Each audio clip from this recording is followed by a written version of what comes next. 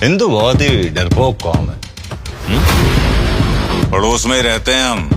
कूदे भर का जोर लगा लो और बिगाड़ लो जो बिगाड़ सकते हो। ఇప్పటికే ప్రపంచ బాక్సాఫీస్ బద్దలు కొడుతున్న దురంధర్ 2 గురించి ఇంకా చెప్పేదే ఉందనుకున్నా. అయితే ఇలాంటి సినిమాకి నాదైన శైలిలో రివ్యూ ఇవ్వకపోతే ఎలా అని అనిపించింది. దర్శకుడు ఆదిత్యాధర్ తాను ఇలాంటి సినిమాని తెరపై అద్భుతంగా చిత్రించగల దురంధరుడని మరోసారి నిరూపించుకున్నాడు. దురంధర్ మొదటి సినిమా చూసి పోలిక తీస్తే కొంచెం నిరాశ మిగులుతుంది. ఎందుకంటే అందులో ఆకట్టుకున్న పాటలు, కొన్ని సన్నివేశాలు ఇక్కడ కనిపించవు. మితిమీరిన హింస, భీతావహ దృశ్యాలు హెచ్చుగా ఉండడం బహుశా సినిమాకు తీసుకున్న సందర్భానికి సహేతుకమే కానీ సున్నిత మనస్కులు చూడలేరు. అయితే దర్శకత్వ ప్రతిభ, స్క్రీన్ ప్లే, ఎంచుకున్న నటీనటులు వారి వారి పాత్రలలో ఒదిగిపోవడం ప్రతి అంశంలో మనం 4 గంటల పాటు పాకిస్తాన్ వాతావరణంలో నిజంగా ఉన్నట్లు మైమరుపుతుంది. బీజిఎం విషయానికి వస్తే డ్రమ్స్ బాస్ ఎక్కువగా వాడినా కొత్తగానే అనిపించింది. నటీనటుల ఎంపికలో ముఖ్యంగా పాకిస్తాన్ నవాబ్ షరీఫ్ పాత్ర నవాబ్ షరీఫ్ చేస్తున్నాడా అన్నట్టు, అతిక్ మహమ్మద్ పాత్ర వాళ్లే చేసేశారా అన్నట్లు చూపించడం దర్శక ప్రతిభకు నిదర్శనం. ఇక సినిమాకు ప్రధాన పాత్రధారి రణవీర్ సింగ్ ఆశాంతం ఆకట్టుకున్నాడు.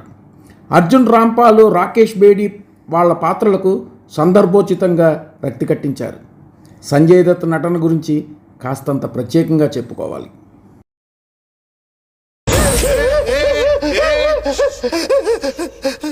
अरे रो क्यों रहा है लाले? तूने सुना नहीं? जहाँ दर्द है वहाँ मर्द है.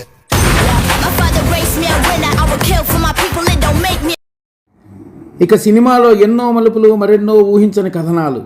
సినిమా ఇంటర్వెల్ సీన్ ప్రేక్షకులను కుర్చీ అంచుకు తీసుకువెళ్ళి మరీ ఉర్రూతలు ఊగిస్తుంది. నోట్ల రద్దు ఇండియాలో జరగడం వల్ల పాకిస్తాన్ దేశంలో ఎంత నష్టం వాటిల్లింది, నోట్ల రద్దు ఎందుకు జరిగింది అన్న సీన్ సినిమా హాల్ అంతా కేకలతో, ఈలలతో నిండిపోతుంది. చివరిలో మరో ఊహించిన మలుపుతో సినిమా క్లైమాక్స్ ప్రేక్షకులు బయటకు వచ్చి చాలాసేపు చర్చించేలా చేస్తుంది. సినిమాలో డైలాగులు కొన్ని అశ్లీలంగా ఉన్నా కొన్ని ప్రేక్షకులు ఈలలు వేసేలా ప్రేరేపిస్తాయి.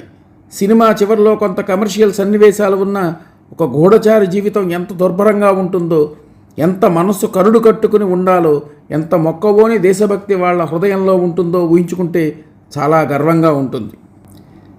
దేశం కోసం ఎన్నో త్యాగాలు చేస్తూ శత్రుదేశంలో మన కోసం ఉండే ఇలాంటి దురంధరులందరికీ శతకోటి నమస్సుమాంజలులు మనం అర్పించాలి.